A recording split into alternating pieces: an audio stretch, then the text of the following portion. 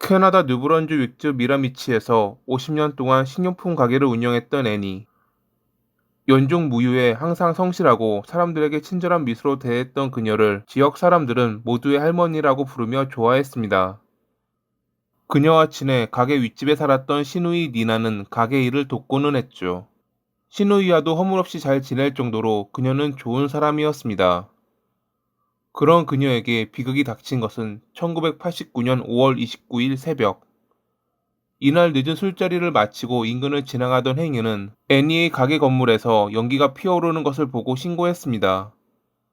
출동한 소방대원은 안에서 쓰러져 있는 니나와 애니를 발견할 수 있었죠. 니나는 병원으로 옮겨져 목숨을 구할 수 있었지만 애니는 이미 사망한 뒤였습니다. 경찰은 처음부터 이 사건을 사고라고 보지 않았습니다. 그녀들의 몸에 남아있는 상처들이 화재가 발생하기 전 공격당했다는 것을 보여주고 있었으니깐요. 힘없는 노인 여성 2명을 공격하고 불을 지른 뒤 도망간 범인. 범인의 정체가 사건이 발생하기 한 달 전 탈옥했던 앨런 레게르라는 것이 밝혀지기까지는 그리 오래 걸리지 않았습니다.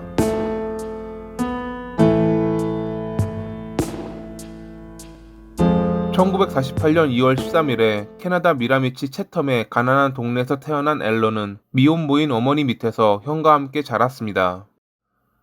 어릴 적 그에 대한 평가는 같은 사람에 대해 말했나 싶을 정도로 의견이 갈렸는데, 어떤 이는 사람들과 잘 어울리고 머리가 좋았다고 기억했지만 또 어떤 이는 사람들과 잘 어울리지 못하고 거친 성격이라고 기억했죠.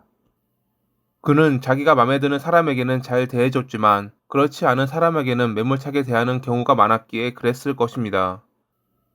앨런이 15살이 되었을 때 그의 형이 교통사고로 사망했는데, 어찌 보면 이때가 인생의 전환점이 됐을지도 모릅니다.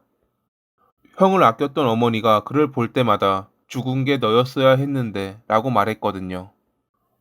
어린 나이에 어머니의 이런 말은 큰 상처가 됐을 것이고, 이 때문인지 그는 엇나가기 시작했습니다. 항상 여러 문제를 일으키며 강도질 같은 사소한 범죄를 저질렀던 그는 어느덧 미라미치 일대에서 문제아로 낙인 찍혔죠. 기본적으로 덩치가 컸던 그는 운동을 통해 탄탄한 몸을 만들었기에 함부로 덤비는 이들은 없었습니다. 그러자 그는 더 대담해졌습니다. 가정집에 침입해 그리 비싸지 않은 물건들을 대놓고 훔쳤고, 범행이 들켜도 상관없다는 태도로 일부러 집주인과 마주치고는 했죠. 한 번은 집주인이 자고 있자 일부러 깨워 자기가 물건을 가져가는 것을 보여주기도 했습니다. 경찰에 신고해봤자 그가 가져간 물건도 그리 비싼 게 아니었고, 괜히 보복이라도 당할까 두려웠던 주민들이 할 수 있는 것은 문단속뿐이었습니다. 여기서 한 가지 짚고 넘어가야 할 것은, 그가 강도질했던 집은 모두 노인이 살았던 집이라는 것입니다. 훗날 한 전문가는 그가 성인 남성에 비해 더 강한 힘을 갖고 있었지만 그럼에도 일부러 노인 같은 약자들만 노린 이유는 그저 그들의 공포에 찬 모습을 보며 우월감을 느끼기 위함이라는 심리적 배경이 깔려 있다고 주장하기도 했죠. 내가 최고다. 누구도 날 거역하지 못한다. 매번 강한 표현을 썼지만 그가 누렸던 이들은 대부분 노인이었습니다. 몇 차례 감옥을 오갔던 그는 결혼해 2아이를 낳으며 제대로 된 일도 하고 변하나 싶었지만 아내의 불륜으로 가정이 와해되며 다시금 나쁜 사람의 길로 돌아왔습니다. 그리고 38살이 되었을 때 첫 살인을 저질렀죠. 1986년 6월 21일 저녁, 블랙리버 지역에서 편의점을 운영하던 66살의 존과 그의 아내 메리는 문 닫을 준비를 하고 있었습니다. 근데 갑자기 불이 나가더니 복면을 쓴 3명의 괴한이 나타나 돈을 내놓으라고 요구합니다. 존이 금고가 있는 곳을 말해주자 그들은 갑자기 그를 폭행한 뒤 메리를 성폭행하고 돈을 훔쳐 달아났습니다. 충격에 정신을 잃었던 메리가 눈을 떴을 때 존은 이미 사망한 뒤였고, 그녀는 가까스로 도움을 요청해 병원으로 옮겨졌죠. 이러한 범행 계획을 세우고 주도적으로 움직였던 이는 앨런이었고, 나머지 둘은 평소 알고 지낸 10대 청소년 스콧과 로드였습니다. 어수룩한 범행으로 증거와 목격자를 남겼던 그들은 얼마 뒤 체포됐죠. 리더였던 앨런은 살인죄로 유죄 판결을 받고 캐나다 교정국 책임하에 레노스 키리빌에 있는 교도소에 수감됐는데, 거친 성격이었던 그는 의외로 조용하게 생활했고 교도관들과도 친하게 지내며 모범수가 됐습니다. 당시엔 그것이 탈옥을 위한 준비였다는 것을 아무도 알지 못했죠. 자신의 소변을 모아 귀에 부어 감염을 일으킨 그는 1989년 5월 3일에 2명의 교도관과 함께 지역 병원으로 호송됐고, 한 교도관이 병원 로비에서 접수하는 동안 다른 교도관에게 화장실에 가고 싶다고 말했습니다. 앨런이 이미 수갑을 풀어두었다는 것을 알지 못했던 교도관은 모범수였던 그의 부탁을 들어주었고, 화장실 안에 들어간 그는 직장에 숨겼던 TV 안테나를 꺼내 화장지를 달라며 교도관을 부른 뒤 방심한 틈을 타 공격하고 달아날 수 있었죠. 병원 주차장에 있던 한 여성의 차를 훔쳐 달아난 그를 쫓기 위해 많은 병력이 투입됐지만 끝내 그는 발견되지 않았습니다. 그들의 예상과는 달리 그는 자신의 거처였던 미라미치 지역으로 도망쳤거든요. 물론 그는 집으로 돌아가지 않고 나무 위에서 잠을 자며 숨어 지냈기에 더 찾기 힘들었을 것입니다. 이 무렵 미라미치 지역에선 복면을 쓴 남성이 강도질한다는 신고가 접수됐지만 경찰은 그가 앨런이라고는 상상도 하지 못했습니다. 1989년 5월 29일, 그는 식료품 가게를 운영하는 애니의 집에 침입해 침대에 누워있던 그녀의 시누이인 니나를 위협했습니다.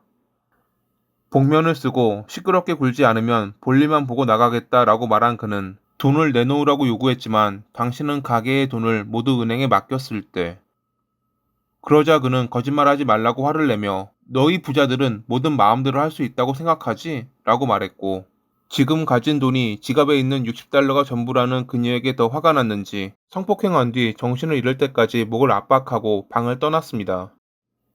그녀가 정신을 차렸을 때 이미 그는 애니에게 같은 범행을 저지른 뒤 불을 지르고 도주한 상태였습니다. 자신을 구하러 달려오는 소방관을 보며 다시 기절했던 그녀는 병원에서 깨어났을 때 범인이 복면을 쓰고 있었지만 자기가 과거 어디에서 일했는지 아는 것으로 보아 인근에 살았던 이일 거라는 중요한 증언을 했고, 경찰은 범인이 미라미치에 살았던 탈옥수 앨런일 가능성을 염두에 두었습니다. 현장에서는 그의 머리카락과 DNA 증거가 나왔지만 당시에는 일반인은커녕 법조계 사람들에게도 DNA라는 것은 생소한 개념이라 증거로 확보만 됐을 뿐 이걸로 그가 범인이라고 확신하지는 못했다고 합니다. 물론 재판 때는 많은 전문가들이 동원돼 이를 입증하긴 했지만요. 그 사이 그는 뉴캐슬로 넘어가 도니 자매를 똑같은 방식으로 살해했고, 그해 11월 15일에는 채텀에서 스미스 신부를 살해했죠. 훔쳐 달아났던 스미스 신부의 차가 기차역 근처에서 발견되자 경찰은 역으로 갔고, 매표소 직원을 통해 그와 인상착의가 비슷한 남성이 몬트리올로 가는 열차를 탔다는 것을 확인했습니다. 달리는 열차에 타고 있으니 이미 도관에 든 쥐나 다름없는 상황. 연락을 받은 다른 지역의 경찰은 중간에 열차를 세우고 전달받은 인상착의와 비슷한 승객을 발견했는데 그는 자신의 이름이 사보이라며 부인했습니다.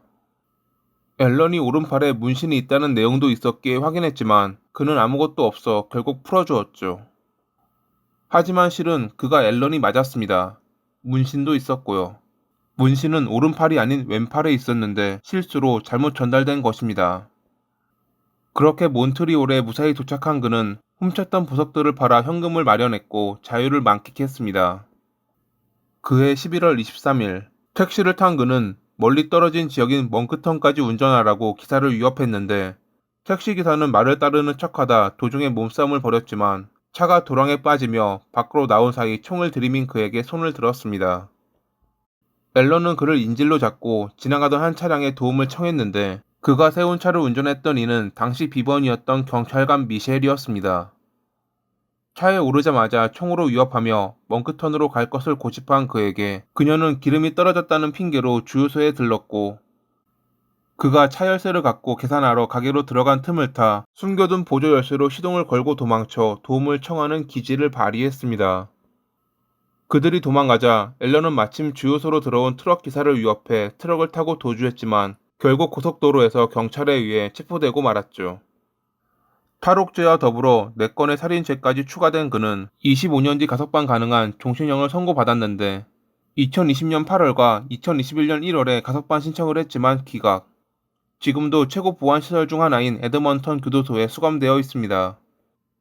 전적 때문인지 그의 감방 내부에는 2대의 카메라가 설치돼 있고 하루 중 1시간만 밖으로 나오는 것이 허락되며 보안관 2명, 교도관 2명, 캐나다 왕립 기마 경찰 2명이 동반되어야만 감방의 문을 열 수 있다고 합니다. 한 번은 감방 내부에 있던 TV를 교도관이 해소한 적이 있었는데 평소 조용했던 그가 빨리 돌려달라며 집착을 보이자 TV 내부를 확인했고 거기에 어떻게 들어간 것인지 모르는 수갑 열쇠를 발견할 수 있었습니다. 지금도 여전히 자신의 잘못을 뉘우치지 않고 탈옥만 꿈꾸고 있는 앨런. 그가 하루빨리 지옥에서 못다한 죄값을 받길 바라며 이만 마칩니다. 오늘도 시청해주셔서 감사합니다.